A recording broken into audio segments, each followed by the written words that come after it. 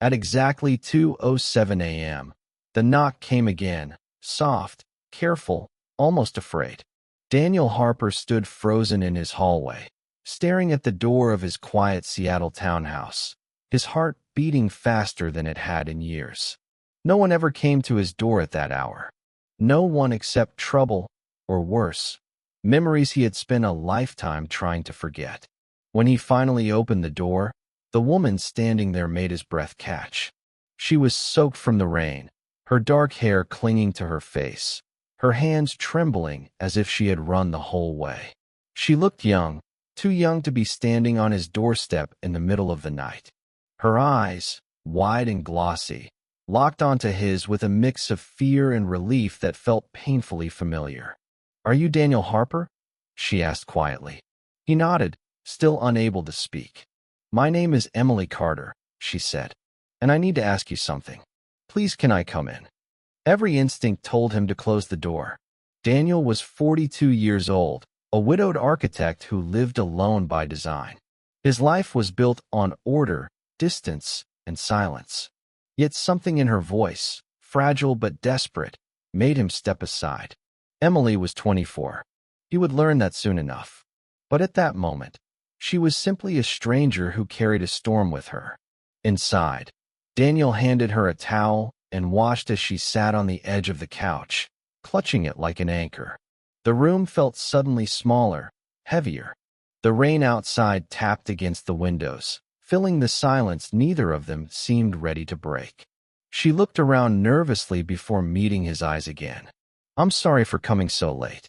I didn't know where else to go." "Why me?" Daniel finally asked. Emily swallowed. "Because my mother told me your name.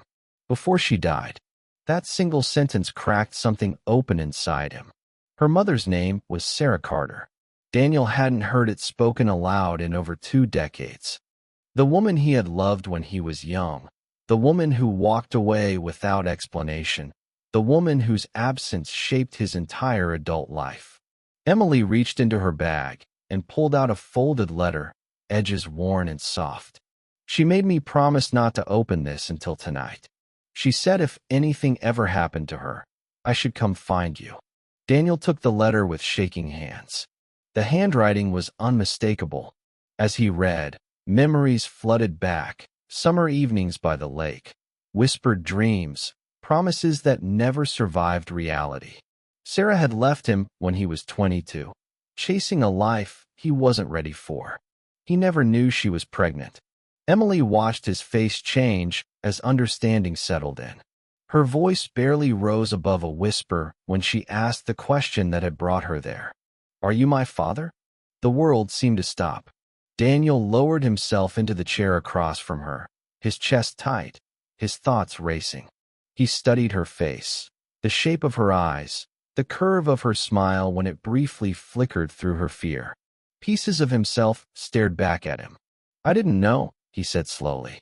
"If I had known, I would have." "I'm not here to blame you," Emily said quickly. I needed to know where I came from." The truth settled between them, heavy and fragile. But beneath it was something else. A strange pull, a connection neither fully understood yet. As thunder rolled in the distance, Emily's voice softened.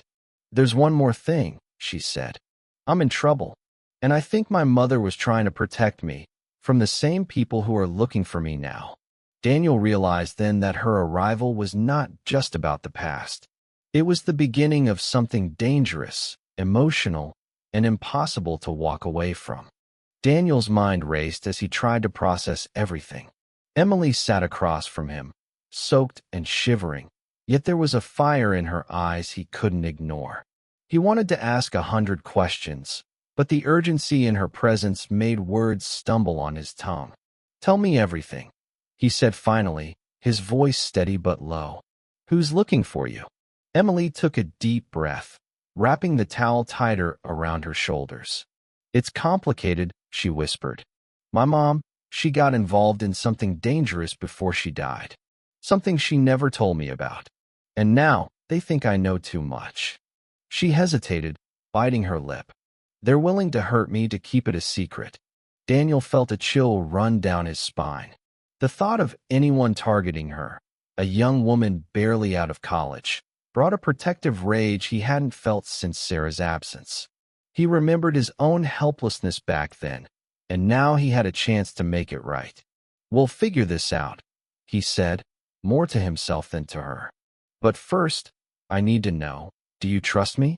Emily's gaze softened. I don't know anyone else." Her voice cracked. "I've been running alone for months. I didn't know where else to turn." Daniel nodded, feeling the weight of responsibility settle on his shoulders. He couldn't ignore the danger, but something else tugged at him, the undeniable connection between them. She was the daughter he never knew he had, and yet, in her presence, it felt like a lifetime of lost moments was pressing on him. He guided her to the guest bedroom, insisting she take a warm shower while he searched the house for anything she might need. Outside, the rain pounded harder, a relentless rhythm that mirrored the tension growing in his chest. When Emily emerged, wrapped in a fresh towel, her hair damp and curling at the edges, Daniel couldn't help but notice how much she resembled Sarah. The same determined eyes, the same quiet strength. He cleared his throat, forcing himself to step back. He had to focus. There was no room for distraction, not when danger might be closer than they imagined. "Daniel," Emily said hesitantly, "why did you never? Why didn't you try to find me after Mom? After she—" Her voice faltered. Daniel swallowed hard. "I tried. I didn't even know you existed. I thought I lost everything, and somehow, I wasn't enough to stop her from leaving." His voice shook, the old wounds surfacing despite himself. "I never stopped loving her." Emily's eyes glistened, not with fear, but with understanding. "I wish you had known back then," she said softly. The moment was fleeting.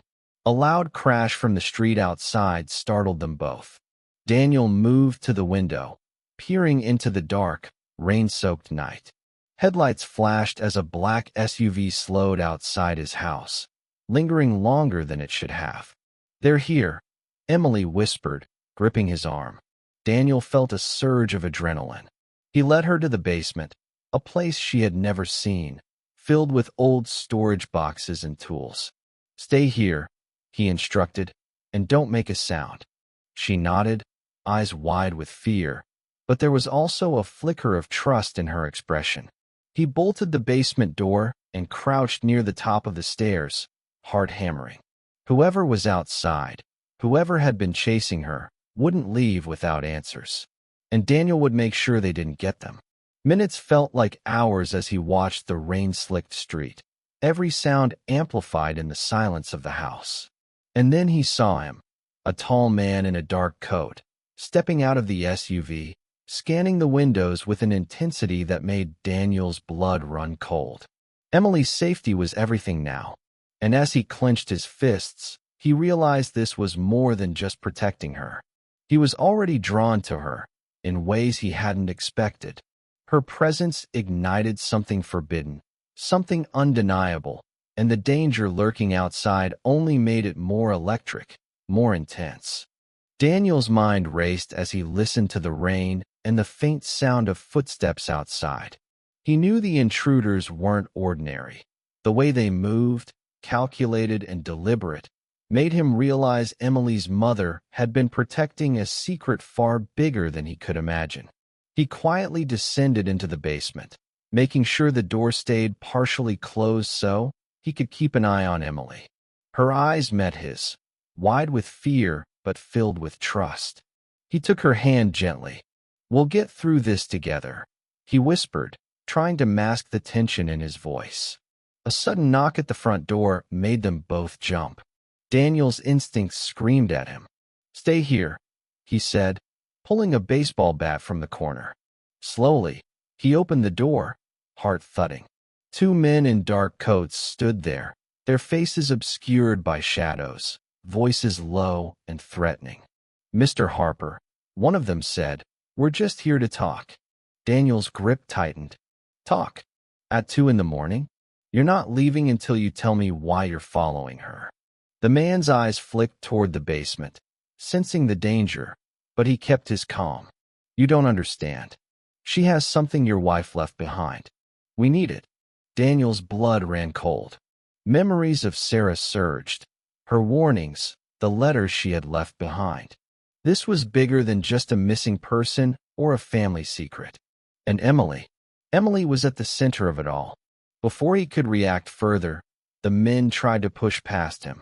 Daniel swung the bat with precision, forcing them back, giving himself just enough time to retreat to the basement with Emily. She clutched his arm, trembling, and he held her close, feeling her heartbeat against his chest.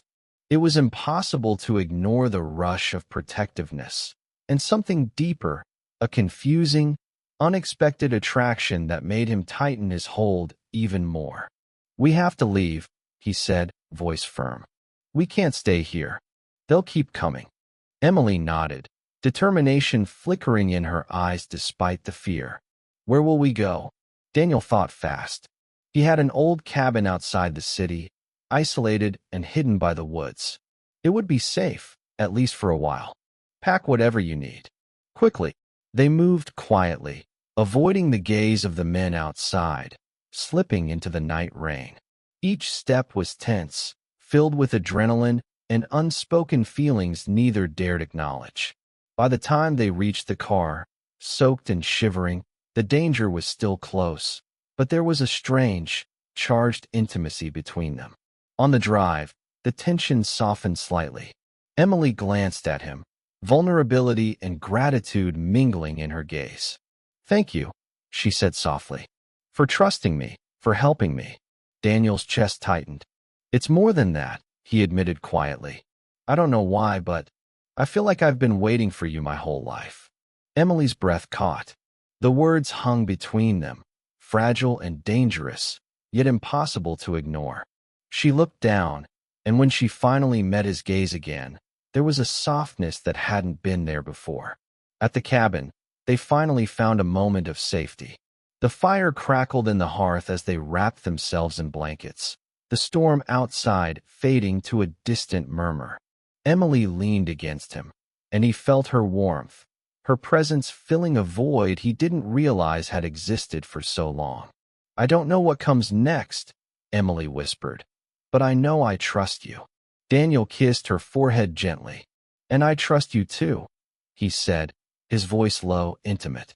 We'll face this together. No one will hurt you while I'm here.